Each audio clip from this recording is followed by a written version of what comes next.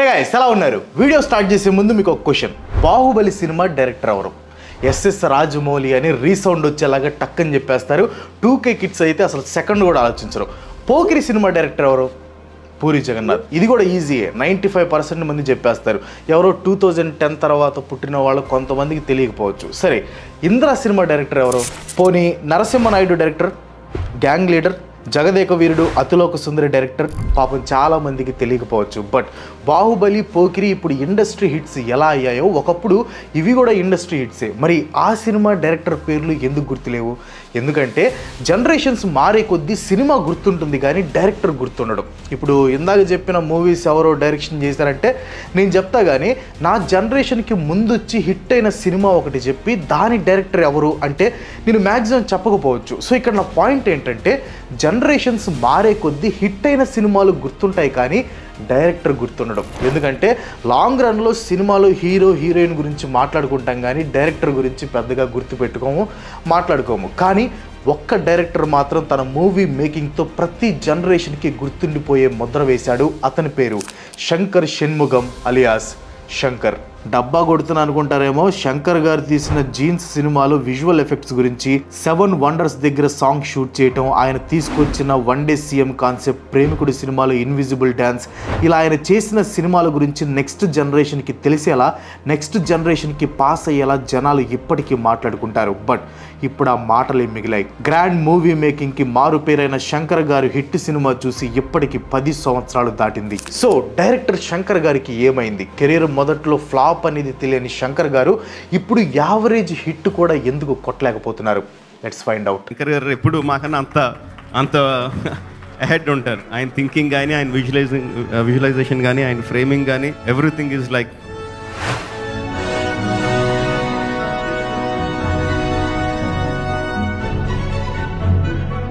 I will approach Shankar sir with folded hands. Sir, please listen the story.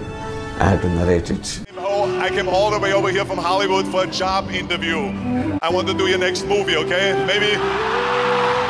Shankar గారి super hit సినిమాలు తీసుకోండి, like ఒకే ఒక్కడు, gentle man, Shivaji, భారతీయుడు.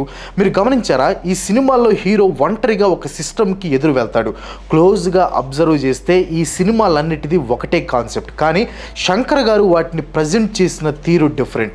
ఒక్కో సినిమాలో ఒక్కో కాన్ఫ్లిక్ట్ని తీసుకున్నారు ఆయన. భారతీయుడిలో లంచాలు, జెంటిల్ మ్యాన్లో రిజర్వేషన్, ఒకే ఒక్కళ్ళలో కరప్ట్ పాలిటిక్స్. ఆయన లీడ్ చేసిన క్యారెక్టర్స్ అన్ని లోన్ వారియర్సే. నిజ జీవితంలో ఇలా చాలా మందికి సిస్టమ్కి ఎదురు వెళ్ళాలి అని ఉంటుంది కానీ కుదరదు. శంకర్ గారు తన సినిమాలతో ఈ కాన్సెప్ట్ని స్క్రీన్ మీద నిజం చేసి చూపించారు. ఆయన ప్రజెంటేషన్ ఎంత బాగుంటుందంటే ఆయన తన సినిమాల్లో రిపీటెడ్ టెంప్లెట్ని వాడుతున్నాడు అని జనాలు అసలు పట్టించుకునేవాళ్ళు కాదు. కానీ టైం మారింది. ఎంత పెద్ద డైరెక్టర్ అయినా సరే ఓల్డ్ టెంప్లెట్ని జనాలు యాక్సెప్ట్ చేయట్లేదు. భారతీయుడు 2 విషయంలో ఇదే జరిగింది. భారతీయుడు 1 వచ్చిన టైంలో అదొక న్యూ అండ్ ఎక్సైటింగ్ కాన్సెప్ట్ జనాలు చూశారు, కానీ ఇండియన్ 2ని యాక్సెప్ట్ చేయలేదు. లాస్ట్ ఇయర్ వచ్చిన భారతీయుడు 2 ఇప్పుడు గేమ్ చేంజర్, సేమ్ అదే టెంప్లెట్. మరి శంకర్ గారికి చెప్పే అంతటి వాళ్ళం కాదు కానీ ఆయన తన మూవీ ఐడియాస్ని కొంచెం మార్చాలి. శంకర్ గారి సినిమాలో క్యారెక్టర్స్ కొన్ని ఏళ్ల పాటు గుర్తుండేలా ఉంటాయి.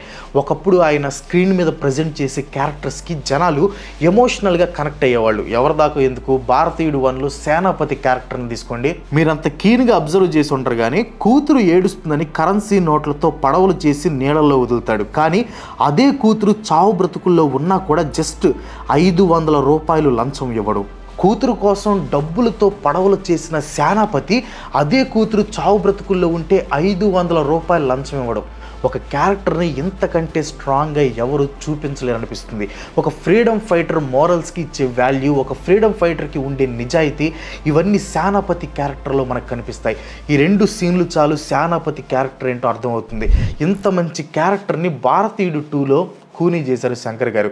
అసలు ట్రైలర్లో కమల్ హాసన్ గారు టామ్ అండ్ జెర్రీ మియో అనగానే నాకు ఫ్యూజులు ఎగిరిపోయాయి. ఫస్ట్ పార్ట్లో అంత హై ఇంపాక్ట్ ఉన్న క్యారెక్టర్ని సెకండ్ పార్ట్లో ఒక మీమ్ కింద మార్చేశారు. ఒక కమల్ హాసన్ ఫ్యాన్గా నేను ఎంత ఫీల్ అయ్యానో మాటలో చెప్పలేను. మళ్ళీ తాత వచ్చాడే అదరగొట్టి పోతాడని కుండి పాట ఒకటి పెట్టారు. అది కమల్ హాసన్ గారి కంటే ఈయనకి బాగా సెట్ అయింది. శంకర్ అంటే గ్రాండ్ ఫిల్మ్ మేకింగ్. కాంప్రమైజ్ అవ్వకుండా స్క్రీన్ మీద ఆయన చూపించే విజువల్స్ ఏ డైరెక్టర్ చూపించలేడు. ఆయన సినిమాల్లో ఉన్నట్టు సాంగ్స్ అయితే ఏ సినిమాల్లో ఉండవు. మీరు నమ్ముతారో లేదో, జీన్స్ సినిమాలో Aishwarya Rai dual role song ఉంటుంది కదా, అది వస్తే ఇప్పటికీ చిన్న పిల్లాళ్ళలాగా నోరు తెరిచి చూసేవాళ్ళు చాలా మంది ఉన్నారు.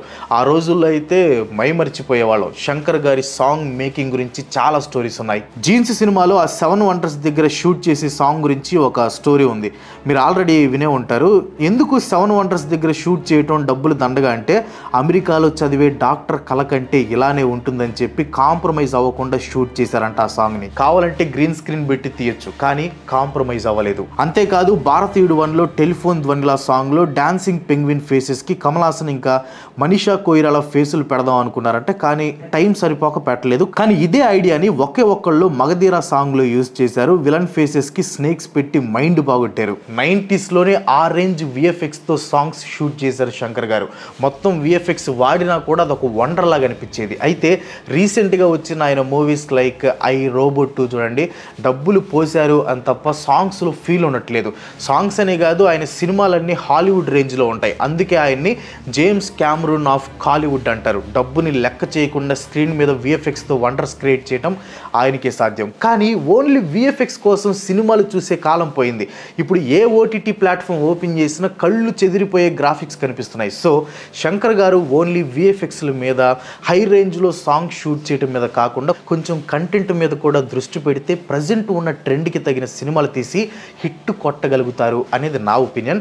భారతీయుడు, ఒకే ఒక్కడు, అపరిచితుడు, శివాజీ, ఈ 4 సినిమాలు ఒకే రకమైన స్టోరీ. వీటితో కంపేర్ చేస్తే ఐ సినిమా స్టోరీ చాలా డిఫరెంట్ అండ్ చాలా ఫ్రెష్గా ఉంటుంది. కానీ ఈ 4 హిట్ అయిన రేంజ్లో ఐ సినిమా హిట్ అవ్వలేదు. ఐ సినిమా శంకర్ గారి స్టైల్కి దగ్గరగా ఉన్న స్క్రీన్ ప్లే, డైలాగ్ సరిగ్గా లేకపోవడం వల్ల బోరింగ్గా అనిపించింది.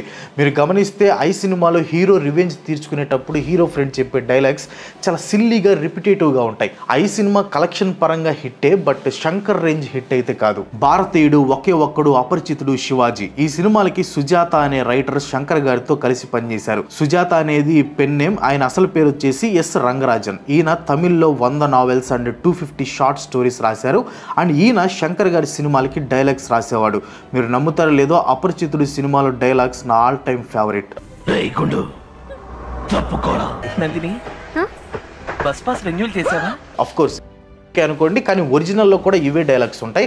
ఎస్ రంగరాజన్ గారు లేని లోటు శంకర్ గారి సినిమాల్లో క్లియర్గా కనిపిస్తుంది. ముఖ్యంగా భారతీయుడు 2 ఇంకా గేమ్ చేంజర్లో. భారతీయుడు 2లో అయితే కమల్ హాసన్ గారు డైలాగ్స్ కంటే శ్లోకాలు ఎక్కువ చెప్పాడు. ఇంకా గేమ్ చేంజర్లో ఆ లూజ్ మోషన్స్ డైలాగ్ అయితే వరస్ట్లో వరస్ట్. అసలు శంకర్ గారు లాస్ట్ తీసిన సినిమాలన్నీ పెద్ద పెద్ద స్టార్స్తోనే. విక్రమ్, రజనీకాంత్, కమల్ హాసన్, అక్షయ్ కుమార్ అందరూ టాప్ యాక్టర్సే. అలాంటి టాప్ యాక్టర్స్ని తీసుకుని కూడా శంకర్ గారు హిట్ కొట్టలేకపోయారు. కానీ ఇదే శంకర్ గారు అప్పట్లో చాలా చిన్న హీరో అయిన ప్రభుదేవాని పెట్టి ప్రేమికుడు లాంటి సూపర్ హిట్ కొట్టారు. దీనికి కారణం ప్రజెంట్ యాక్టింగ్ అండ్ స్టోరీ మీద కంటే విజువల్ ఎఫెక్ట్స్ మీద ఎక్కువ కాన్సన్ట్రేట్ చేస్తున్నారు శంకర్ గారు.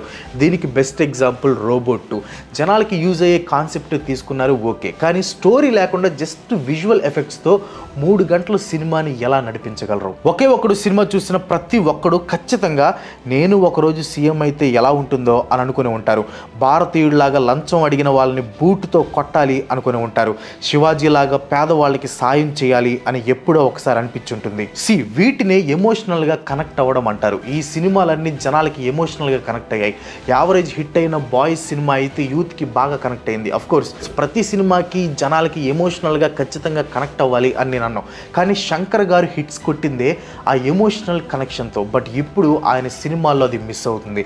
ఆయన ఐడియాస్ బాగుంటున్నా ఆడియన్స్తో ఎమోషనల్గా కనెక్షన్ అనేది మిస్ అవుతుంది. దేశం శుభ్రంగా ఉండాలంటే ముందు మన ఇల్లు శుభ్రం చేయాలి అంటూ భారతీయుడు 2లో చెప్పిన కాన్సెప్ట్ బాగుంది, కానీ దాన్ని ఆడియన్స్కి సరిగ్గా ప్రజెంట్ చేయలేకపోవడం వల్ల సినిమా ఫెయిల్ అయింది. ఎందుకో తెలియదు కానీ గత కొంతకాలం నుండి శంకర్ గారు రీమేక్ల మీద, సీక్వెల్స్ మీద ఎక్కువ వర్క్ చేస్తున్నారు. అసలు టచ్ కూడా చేయకూడని 3 Idiotsని టచ్ చేసి రీమేక్ చేశారు. పోనీ ఆ రీమేక్ ఏమన్నా సరిగ్గా తీసారా అంటే 3 Idiotsని మక్కి దించారు. అది కాస్త మాడిపోయిన మసాలా దోశ అయింది. అసలు నిజంగా శంకర్ గారు ఆ మూవీ తీసారా అని నేను చాలాసార్లు అనుకునేవాడిని. నా దృష్టిలో సేనాపతి ఈజ్ ఏ లెజెండ్. ఆ లెజెండరీ క్యారెక్టర్ని జస్ట్ కమర్షియల్ ఆస్పెక్ట్ కోసం రెండోసారి తీసుకొని వచ్చి ఆ క్యారెక్టర్ పరువు తీశారు. రోబో 1కి వచ్చిన క్రేజ్కి రోబో 2 ఖచ్చితంగా తీయాలి, కానీ రోబో 1లో ఒక సింపుల్ కాన్సెప్ట్ చుట్టూ స్టోరీని బిల్డ్ చేశారు. కానీ రోబో 2లో జస్ట్ కాన్సెప్ట్ VFX తో పనిగానిచ్చారు. ఇప్పుడు హిందీలో రణవీర్ సింగ్ తో అపరిచితుడు రీమేక్ చేయబోతున్నారు. మరి అది ఏమవుతుందో చూడాలి. భారతీయుడు, శివాజీ, అపరిచితుడు అన్ని కరప్షన్ మీద ఫైట్ చేసే ఐడియాసే అయినా వాటిని శంకర్ గారు కొత్తగా ప్రజెంట్ చేశారు. సో ఆయన రీమేక్లు, సీక్వెల్స్ కంటే ఫ్రెష్ కాన్సెప్ట్స్ మీద వర్క్ చేస్తే బాగుంటుంది. శంకర్ అంటే మెసేజ్ ఓరియంటెడ్ మూవీస్ మాత్రమే అనే ట్యాగ్ ఒకటి ఉంది, కానీ శంకర్ గారు తీసిన జీన్స్, బాయ్స్ సినిమాలు చాలా డిఫరెంట్ కాన్సెప్ట్స్. ఇన్ఫ్యాక్ట్ రోబో కూడా చాలా డిఫరెంట్ కాన్సెప్ట్తో వచ్చిన సినిమా. కానీ మెసేజ్ ఓరియంటెడ్ మాత్రమే తీస్తాడు అనే ట్యాగ్ పడిపోవడంతో శంకర్ గారు వేరే జానర్ వైపు వెళ్ళట్లేదు. ఆయన మళ్ళీ జీన్స్ లాంటి ఫ్యామిలీ డ్రామా తీస్తే చూడటానికి చాలా మంది రెడీగా ఉన్నారు. నేను డైరెక్షన్లో తోపుని కాదు, కానీ ఆయనకి చెప్పేంత వాళ్ళం కూడా కాదు. బట్ చిన్నప్పటి నుంచి శంకర్ గారి సినిమాలు చూసిన ఒక ఫ్యాన్గా చెప్తున్నాను, శంకర్ గారు ఇంకా 90sలోనే ఉండిపోయారు, ఇది కన్ఫామ్. ఆయన ఖచ్చితంగా ప్రజెంట్ ట్రెండ్లోకి రావాలి. అన్నిటికంటే ముఖ్యంగా రైటర్స్తో ఆయన కొలాబరేషన్ సెట్ అవ్వాలి. ఎందుకంటే ఎస్ రంగరాజన్ గారు లేని లోటు శంకర్ గారి సినిమాల్లో క్లియర్గా కనిపిస్తుంది. నిజానికి ఈ వీడియో భారతీయుడు 2 అప్పుడే చేద్దాం అనుకున్నాను, బట్ గేమ్ చేంజర్తో కమ్బ్యాక్ ఇస్తారు అనే నమ్మకంతో చేయలేదు. బట్ ఇప్పుడు గేమ్ చేంజర్ కూడా శంకర్ గారికి అనుకున్నంత సక్సెస్ని ఇవ్వలేదు. కానీ భారతీయుడు 3తో శంకర్ గారు ఖచ్చితంగా హిట్ కొడతారు అనే నమ్మకం నాకుంది. ఎందుకంటే ఇండియన్ 3 స్టోరీ వినే ఇండియన్ 2కి ఓకే చెప్పాను అని కమల్ హాసన్ గారు ఒక ఇంటర్వ్యూలో చెప్పారు. So I'm eagerly waiting for Indian 3 and movie magician Shankar sir's comeback. Last వరకు చూసిన వాళ్ళు #Indian3 అని కామెంట్ చేయండి. ఈ వీడియో మీకు ఎలా అనిపించిందో కింద కామెంట్లో చెప్పండి. వీడియో నచ్చితే ఒక లైక్ కొట్టి మీ ఫ్రెండ్స్ అండ్ ఫ్యామిలీకి షేర్ చేయండి. ఇలాంటి వీడియోస్ మరెన్నో చేయడానికి నాకు సపోర్ట్ చేయాలనుకుంటే వెంటనే మన ఛానల్కి సబ్స్క్రైబ్ చేసుకోండి. ఇంకో మంచి ఎపిసోడ్తో మళ్ళీ కలుసుకుందాం. అంతవరకు సెలవు, బాయ్ బాయ్.